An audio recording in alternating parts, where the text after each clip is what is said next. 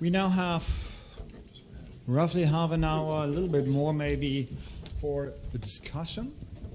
And we have at least one mobile microphone. So if you have any questions, or even two, if you have any questions, please raise your hand, and then I will direct the microphone to you. If you don't have any questions, I have a lot, but maybe I shouldn't be the only one who's talking here. Yes, over there is one question. We can collect a few questions. Please say your name, and then and hopefully the microphone is working. Thank you. Antoine Godin from Kingston University. My questions/comments are mainly towards, sorry, Mr. Roos, I forgot your first name. There was one point in your slides where you were saying that you found a theoretical framework in complexity economics, and I would be cautious about that, in the sense that I see complexity economics as a very interesting modeling framework, clearly as a tool, but you can do very wrong economics within the complexity framework, and there's the theory there. It's in a way it's somewhat theoretical, but on the other hand, you mitigated this afterwards by clearly stating that behavioral rules are important and so on. But it was just this sentence about the theoretical framework. Something which I find very interesting in complexity and in behavioral macro, as you were explaining, is in a way it goes back to the traditional way of doing economics, that is thinking more, putting more focus on the institutional framework, on the epistemology of the different agents you're trying to model, rather than putting a focus on the maths. And I think it's something which ought to be emphasized more. And it opens the door for actually a clear pluralistic approach and pluridisciplinary approach to economics. And something which you mentioned psychology, but I think sociologists would be very keen on trying to work with us on these kind of approaches. And I mean, it should be pushed for that. And I think it's something which we need to emphasize again. Thank you.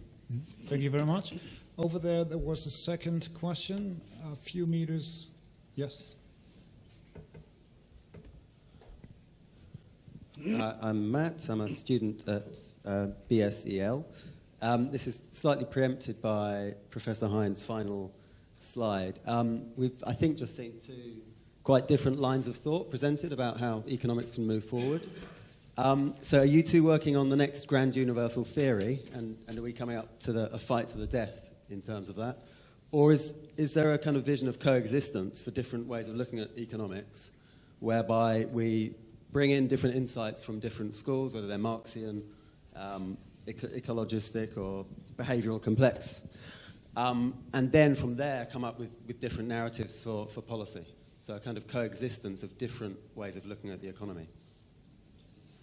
Okay, thanks. Do we have a third question? Over there, Raghav? Hi, this is Raghavendra, Srinivas Raghavendra. It's a question to Mr. Roos. I forgot the first name again, sorry about that.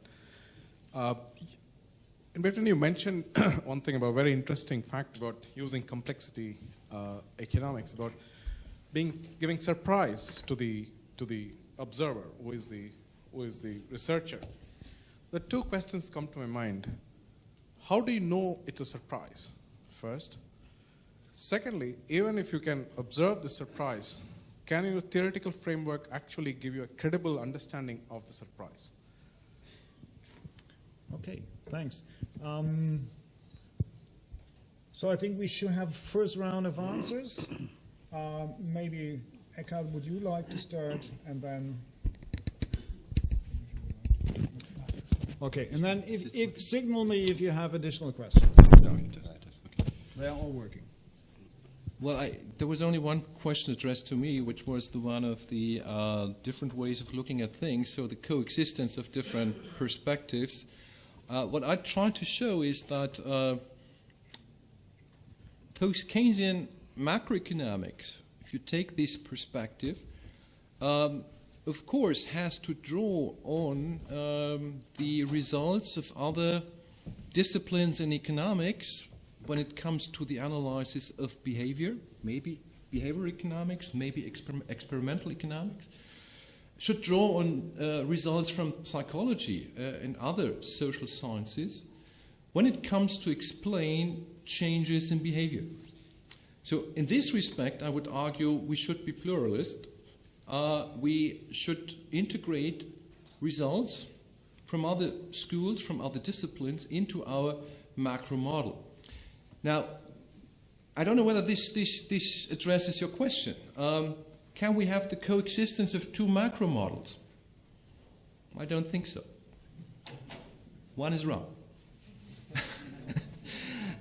So you know what I mean. I mean, from at least from the Post-Keynesian perspective, you have these 5 characteristics which should guide your macroeconomic modeling. And this distinguishes the Post-Keynesians, for instance, from at least some sorts of Marxians, for whom the principle of effective demand, at best, plays a role in the short run. So I think there, pluralism has its limits. So I would claim that post-Keynesian economics could provide a kind of macro framework for what's been done in other schools of thought, for what's been done in other areas of research. So of course we can learn from the results, and we should integrate them into our models in ecological economics, in gender economics, or feminist economics. But I don't see that this would mean that we have an alternative which is different from post-Keynesian macro. So this is how I would see it. And this is maybe also something where we might disagree a bit. I don't see yet in what I like most of what you've presented. I don't see yet the unifying macroeconomic framework. And I'm curious to attend the panel tomorrow when we have the presentation on the perspectives of agent-based modeling and stock flow consistent modeling, because this could be one way of integrating what you have mentioned with a more Keynesian, post-Keynesian view on the macroeconomy.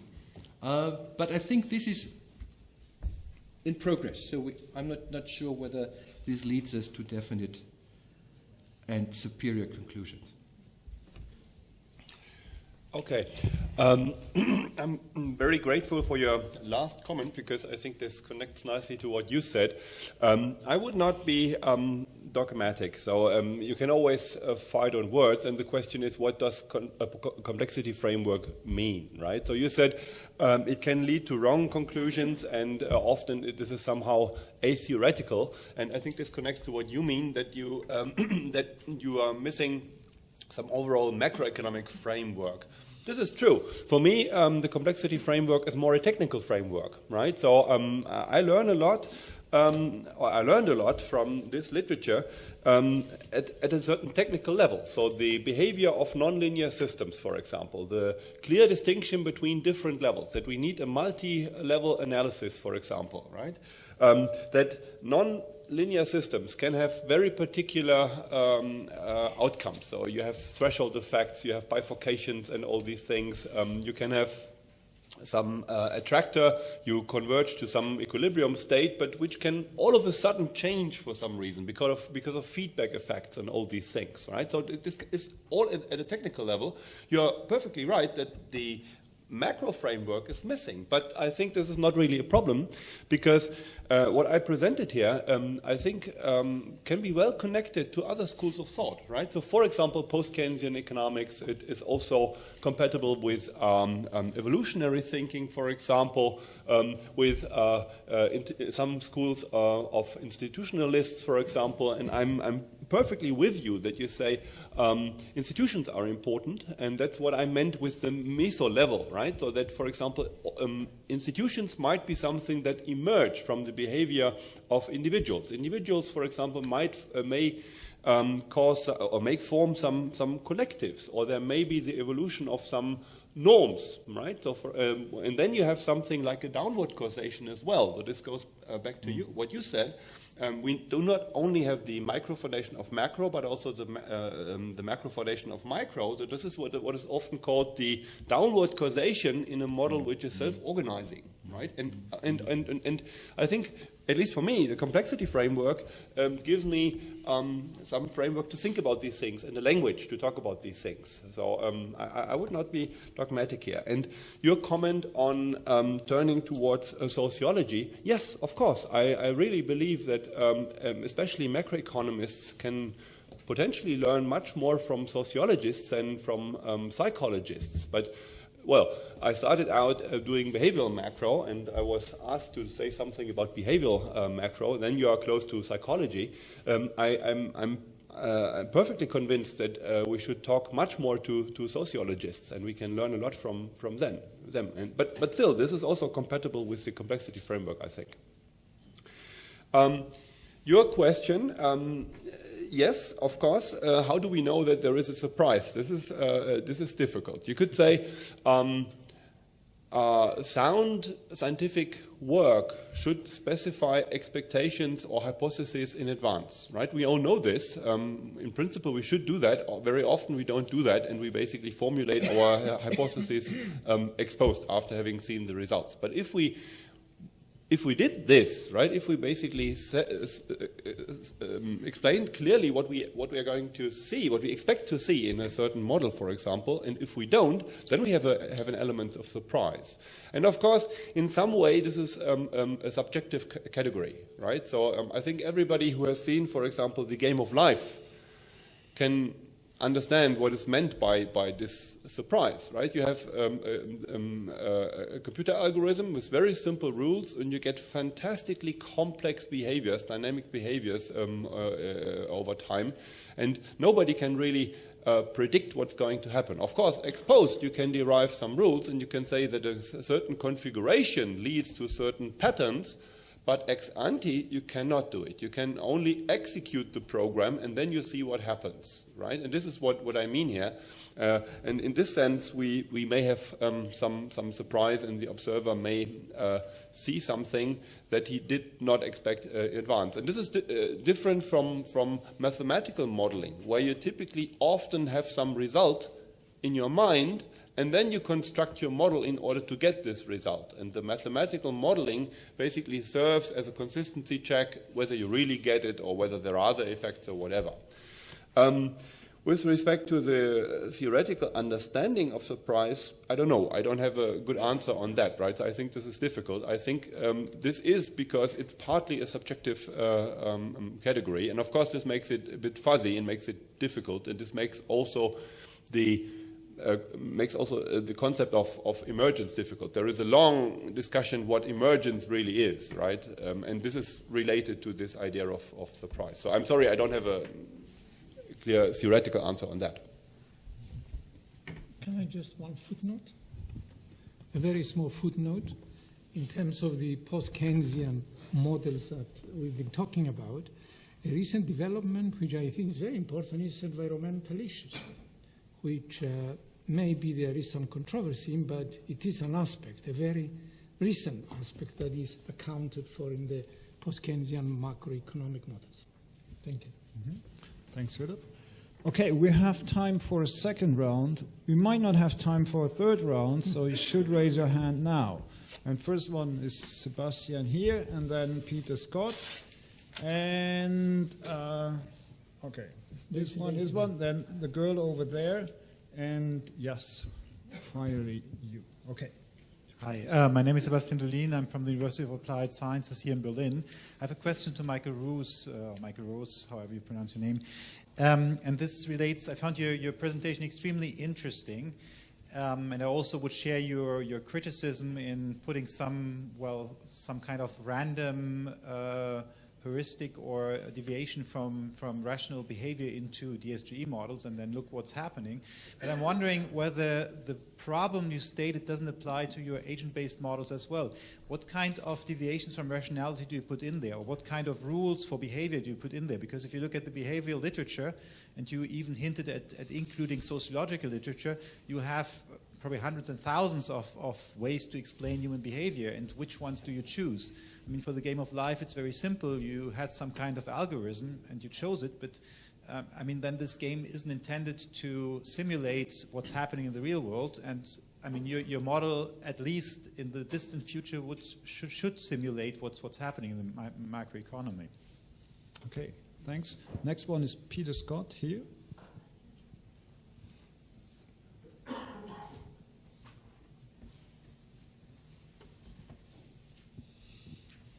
Let me thank you first for two very interesting presentations.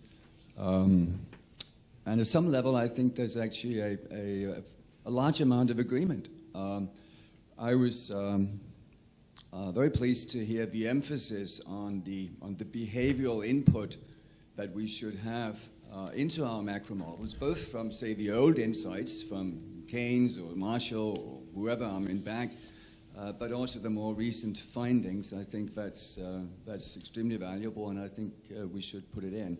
I was a little bit surprised, though, by the claim that the traditional macro did not have micro dimensions. I think traditional macro went to great lengths at trying to discuss micro behavior, and in many cases explicitly try to aggregate from the micro to a macro. And that goes for even the sort of mainstream ISLM kind of story. And of course, Keynes himself devoted most of his book to discussions of micro. The problem is that when you put in the micro into the macro, then macro is intrinsically about interactions between agents and across markets, dynamic interactions, and that makes it incredibly complex. And that means that often when we try to come up with assumptions we think are reasonable, then maybe it's hard to analyze it. And I think that's a problem that anybody who's done macro will have come across. Now, at this point, I can see that simulation techniques can come in as a help. But I guess this is my comment, my question. I don't see it as an either-or. I see it as much more a kind of gradual change. I mean, we should make use, it seems to me, as much as we can of the relatively simple, manageable models, because it's through working with those that we may get further understanding of the bewildering results that may come from simulation. So I don't think it's an either-or, but I think we should definitely embrace whatever we may get in the terms of help from simulation techniques. I guess my main point is just that I'm very happy to hear the emphasis on the behavioral element that I think has to go into any integrated micro-macro story. Okay, thanks. Next question is, yes, you? The lady. The lady over there, black hair. Hello, thank you very much for the presentations. I'm Glenn, PhD student at SOAS. I just have two comments more than questions. The comments are based on Hein's last slide, which isn't up right now, but it's about the areas for future research of post-Keynesian economics. And I just wanted to suggest that post-Keynesian economics should also be targeted at developmental issues. There's some people who work on open economy, Kaleckian models they're presenting on Saturday, I think, but I think it's very important for us to emphasize that we can also use post-Keynesian economics for developing countries, so it's not just dominated by the neoclassical school, which happens, as we all know, with Washington Consensus and blah, blah, blah. And then the other point is that you mentioned that environmental and gender issues need to be taken into consideration, but I also want to emphasize that post-Keynesians should take racial issues into consideration. I mean, for example, you can't understand the US subprime crisis without understanding the racial dimension of it, and this had massive demand and distributional effects, which are macroeconomic effects. So you have to also look at this dimension, which post-Keynesian economists in general don't do. I mean, there's some people like Dembski that look at this stuff, but in general, it's ignored, and I'd like to call this to our attention. Thank you. Mm-hmm. Thanks. And last question, exactly.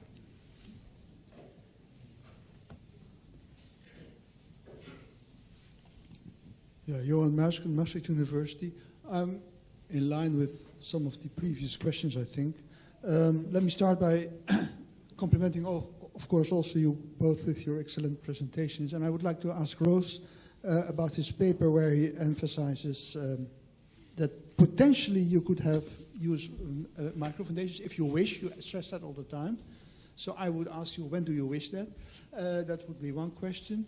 And related to that, the issue of validation. What would be your criterion to say, well, this is a good model. This is a model I like. What is useful? What do you want to look at then? And I can imagine, by the way, that both questions are related. And this also goes to Hein, because Hein, in his 10 Commandments and in the whole presentation, hardly talks about agent-based or micro-founded models, I think. Well, in the discussion he started to talk about it, but he diverted definitely to tomorrow. But I would like to provoke also to have some more discussion on it today, actually.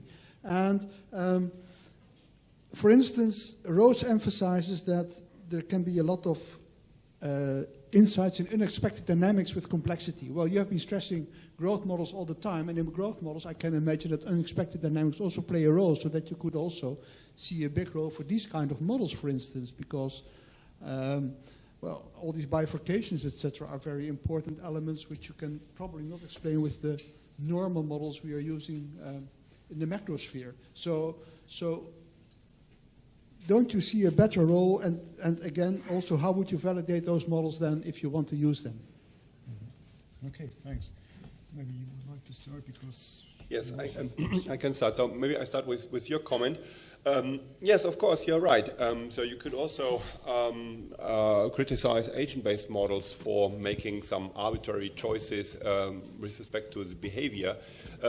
I thought, well, this is an open research question. So what level of detail do we need at the micro level, right? Of course, we have to make choices, and we cannot model humans as they really are in all situations. But I believe what we can do is to try and develop a somewhat robust and parsimonious theory of behavior, which is richer than what we typically have in conventional modeling or in any kind of modeling which just picks one feature, right? So, for example, if you think about household behavior, I'm pretty convinced that such a theory of household or individual behavior should have some element of fairness, right? There should be some element just of habit and also some element of imitation and also some element of rational decision-making, of rational deliberation, right? So at least these 4 elements should be somewhere in there. And what we also need is some kind of theory which tells us which mode of reasoning or which mode of decision-making is invoked when, right? So basically, what are the triggers, what are the circumstances that get people into some mode of reasoning? And maybe this is enough, right? Of course, this might not be perfectly realistic, and there may be other aspects, but this, of course, is much richer than what we normally have in a standard theory, right? In that way, I would say agent-based modeling or behavioral with behavioral aspects can be more sophisticated and more realistic than any kind of reductionist approach. Of course, it's also reductionist, but this is unavoidable if you want to model, right? Okay, then your question. I perfectly agree. So I did not want to say that traditional macro had no reference to micro, but it was done in a different way, right? And still, this is often done in a different way. So there was, for example, in traditional Keynesian reasoning or in the Marshallian tradition, of course, there is a lot of storytelling, and there are many narratives, and there is a lot of discussion how we get from some behavior to some assumed macro relationship. And this is fine. I don't have a problem with that, right? But as you say, I would consider agent-based modeling simulation, for example, as complementary. So there are some advantages of having some formal approach, and there are also disadvantages, right? So I also had a lot of discussions, for example, with Ulrich Witt, who is very skeptical about this. And it's also a question, can we really explain something here, or is it just a machine for producing new hypotheses, right? So for producing new ideas that we then, in a second step, have to think about with different methods in order to understand it. So this is really open, and I'm very happy that you said it's not an either or. I would perfectly agree. So this is one additional tool that we can use and that has some benefits. But of course, I would never claim that everybody has to do this, right? That the only way to do a decent macro is simulation with behavioral models. And I would also agree that simple and manageable models are preferable to very large models. So, for example, Rob Axel in the United States has this vision of having a one-to-one map of the macroeconomy, right? So with enough computer power, you could have millions of agents, millions of households, millions of firms, and basically you would have a one-to-one model, and you could really represent the economy as it is. Even if this were possible, what could we learn from this, right? I'm very skeptical, and I mentioned the Eurus model, for example, or the Keynes-Schumpeter model of the Italian group. For my taste, this is already too big, right? So maybe at that stage, maybe at a later stage, we could use those models for policy, but in order to understand something, I would work with smaller models, at least now. Maybe forever, but at least now. So I perfectly agree. Okay, then there was a question of, you had 2 points. I forgot your first point. Yes, this was the second point? If you want to use it. Okay. Yes. Well, I say it might be interesting to know where a certain macro relationship comes from, right? So why do we have this? Or do we really have good reasons if we, for example, use an aggregative approach to make some assumptions, right? To specify some relationships between variables. Can we really do this? Is this really valid? And then we may turn to a microfounded model to see whether our intuitions actually lead us there. Right? Maybe they don't. Maybe we have some intuition why some macro relationship makes sense. But if we try to model it, if we try to derive it bottom up, we may find that it's very hard to get there, that our intuition maybe is wrong, right? And this might be a good reason to have microfoundations in some cases. And this basically leads to your second question. So what would be a criterion, a validation criterion? So one would be whether we are able to reproduce a certain macro pattern, right? So is it really, can we get to some macro pattern? We observe a certain pattern, and can we get there? Can we find a certain micro configuration that makes sense? Of course, we can always assume arbitrary micro configuration and get always to some macro pattern. But can we do so by using a microconfiguration that makes sense, that itself is justified by the empirical evidence that we have from other sources, from experiments, from surveys, and so on. So then we have a restriction, right? So we have some constraints on the micro behavior. And then the question is it possible to start from there and to get to some macro pattern, to reproduce some stylized facts or whatever? And if we can do so, then I would say we have a good model, right? So this would be an important criterion for me. So we need both. We need the stylized facts or the knowledge that we have on the micro level, and also the fitting some patterns at some macro level, whatever it is. Thanks. If you don't mind, Philip.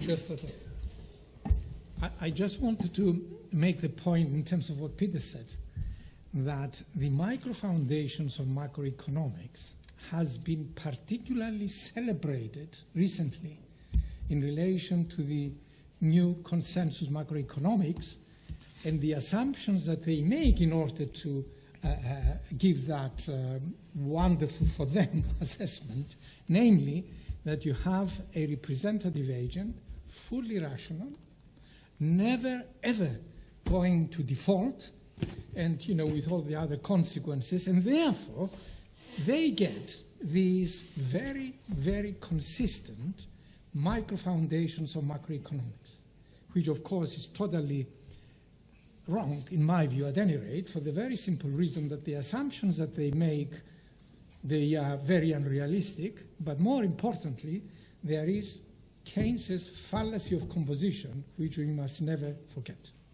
Thanks. Yeah, quick responses. Peter, we agree.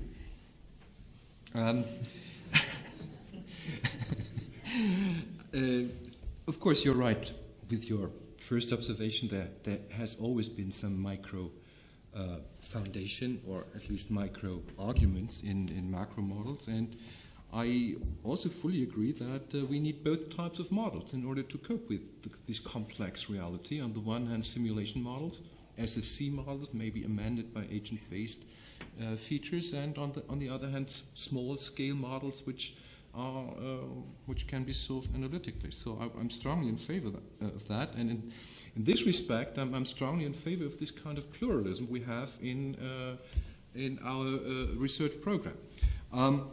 Regarding the rule of ABM, as I already said, I'm not yet fully convinced, but maybe I will get fully convinced in the course of this conference. It all, again, depends on the degree of aggregation you would like to have in your model. I mean, if you would like to disaggregate, of course, then ABM might give you some further insights. But of course, you need to obey the macro constraints, and I expect that this is done, or I know that this has been done in the combination of ABM and stock flow consistent modeling. To what extent the results diverge or differ from more aggregate models is a matter, I think, of modeling setup, and so again, I think for me it's still a bit an open question, but of course a worthwhile path of research to go for. Again, a player for pluralism in our research and modeling methods. Regarding Glenn's comment, of course, I didn't claim to be comprehensive, and of course you're right. I mean, there has been this tradition in post-Keynesian economics to think about development issues, so Kaldor, Thirlwall, and others, and development economics is still an important issue in post-Keynesian economics or post-Keynesian macroeconomics, and we should not forget about that. And the same is, of course, of racial issues. So all sorts of lines of divisions which we see in our society, being it class, being it race, being it gender, should, of course, be an issue in post-Keynesian macroeconomics, and I fully agree with you. So no disagreement in this respect. Okay, thanks. In order to summarize the debate and in relation to the topic of this plenary session, macroeconomic theory, what have we learned? I would like to ask our three panelists, what did we learn? Is there any progress? So Eckhard mentioned that his aim was only to review and describe the developments, but what is your opinion here? Do you see any progress? What did we achieve? And is there a future role for, on the one hand, post-Keynesian economics, on the other hand, let's say, behavioral economics, in the future of macroeconomics? Brief answers. Well, I mean, my claim that I would not talk about progress was, of course, in the part rhetoric. Of course, I would claim that there has been progress in post-Keynesian economics or post-Keynesian macroeconomics, in particular in the areas which I have tried to outline. So I think we have advanced or have made progress in the course of the last 20 years. Whether this is sufficient to be convincing, whether this is sufficient to have an impact, both in academia and in policies, is another question, because this, as we know, does not depend on the internal progress we are making within the research paradigm, but this is affected by the external circumstances, by the sociology, so to speak, of academia, and by the political environment. And although I'm quite happy to be part of this research tradition, although I see a whole lot of progress we've made in the course of the last 20 years, although I see that there are a whole lot of questions which we have to address, and I'm quite optimistic that with all these young scholars in the audience, there is the capacity to address these questions, and we will come up with interesting results in the next 10 or 15 or even 20 years. So I'm quite optimistic with respect to the the future of post-Keynesian economics in terms of scientific progress, whether this will lead us to have a larger impact on academia and economic policies, my feelings are a bit mixed. I was a bit more optimistic in 2009, 2010, but this has been calmed down a bit in the course of the last couple of years. But we should never give up. Okay, thanks. Okay, so I do not really come from this post-Keynesian research tradition, so I'm very open and sympathetic to many of the ideas, but I, in a sense, have an outside view on this. And I think, well, there was a lot of progress, and there are many interesting ideas, and this is more needed than ever, but I think we need much more progress. And one problem that we might have, at least for me, from my perspective, is that there is a lot of talking about what we are doing here, right, and who we are. Am I a Raffian or a Kaleckian or whatever, or am I a proper post-Keynesian or not, right? So, I think this doesn't get us anywhere. Right? I think we should much more talk about substance and specific questions, right? So I think this is really needed, and this would help also to promote these ideas, because otherwise this is just a bunch of people who fight themselves, and you don't see the consensus. I'm pretty convinced that there is a lot of consensus. Yeah, but very often this gets somehow, in a sense, get lost because of these fights, well, who we are, and well, is the complexity framework the appropriate one? Is this something different? Is this a new paradigm? I think these questions are not so important. It's more important, really, to deal with the content, with what we observe in the real world. And this is what true pluralism should be about, right? An exchange of ideas. And I think there we can make. We need more progress in the future. Well, two points to make. The first is that post-Keynesians, I think, highlighted very convincingly the problems that we've had, or had prior to the financial crisis, with the then new consensus macroeconomics theoretical framework and policy implications, which 90% of economists, academic economists, had accepted, and the major central banks like the Bank of England, the Federal Reserve System, the European Central Bank, accepted and implemented in their macroeconometric models. And post-Keynesians were absolutely right in view of what happened in 2007, 2009, and some of their policy implications actually were accepted at the meeting of the G20 in April 2009 in London. And there is the argument that that probably saved us from having a second Great Depression, and we only had a Great Recession. And of course, later on, those were abandoned because of political implications and all that. Consequently, I think that whether everybody accepts it or not, we post-Keynesians have produced proper theoretical frameworks and proper policy implications, which, of course, they have not been accepted by the majority of economists, but I sense that some of the international institutions, for example, now and then accept propositions which emanate quite obviously from post-Keynesians. And therefore, in that sense, if I'm right, the future of post-Keynesian economics and the future of our conferences here are very promising. Thank you.